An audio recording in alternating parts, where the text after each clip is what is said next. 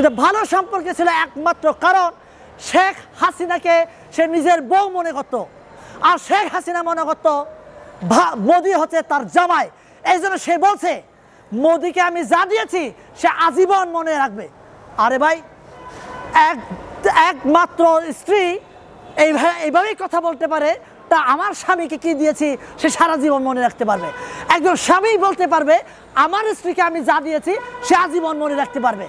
স্বামী স্ত্রী সম্পর্কে ছিল বলে আজকে এরা এই ধরনের বিশ্বাসের সহিত আত্মবিশ্বাসের সাথে কথা বলতে পেরেছে। শুভেন্দু অধিকারী কিংবা মমতা ব্যানার্জি বলেন, এদের কারো মাথা ঠিক নাই, এরা সব পাগল।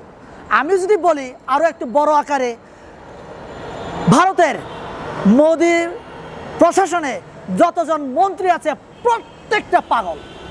ওরা যদি পাগল না হতেন তাহলে আপনি আমাকে একটা প্রমাণ দেখান তো কোন দেশের সাথে তার ভালো সম্পর্ক আছে?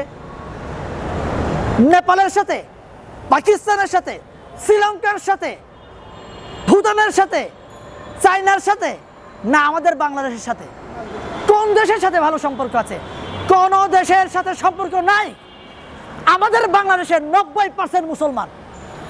এই 90% মুসলমান তো আমি দূরে রাখলাম ভাই, সম্পর্ক দূরে থাকতেই পারে। আপনার নেপালের কথা বলি আমি, নেপালে 81% জনগণ হচ্ছে হিন্দু ধর্ম পালন করে। তাহলে ওই 51% জনগণের হিন্দু রাষ্ট্রে নেপালের সাথে ভালো সম্পর্ক নাই, আমার দেশের 90% মুসলমানের দেশের সাথে তার কিভাবে ভালো সম্পর্ক থাকতে পারে বলেন তো? কিন্তু ভালো সম্পর্ক ছিল একমাত্র কারণ শেখ হাসিনাকে সে নিজের বউ মনে করত, আর শেখ হাসিনা মনে করত মোদি হচ্ছে তার জামাই। এই জন্য সে বলছে মোদিকে আমি যা দিয়েছি সে আজীবন মনে রাখবে। আরে ভাই, একমাত্র স্ত্রী এইভাবেই কথা বলতে পারে, তা আমার স্বামীকে কি দিয়েছি সে সারা জীবন মনে রাখতে পারবে। একজন স্বামী বলতে পারবে আমার স্ত্রীকে আমি যা দিয়েছি সে আজীবন মনে রাখতে পারবে।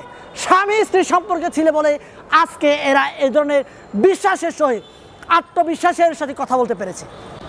আমার কথা হচ্ছে সে বাংলাদেশের মানুষের সাথে 18 কোটি মানুষের সাথে সম্পর্ক রাখেনি, সম্পর্ক রেখেছে আওয়ামী লীগের সাথে। আওয়ামী লীগ যেহেতু বাংলাদেশের সরকার ক্ষমতায় নাই, এই জন্যই ওরা সবাই পাগল হয়ে গেছে।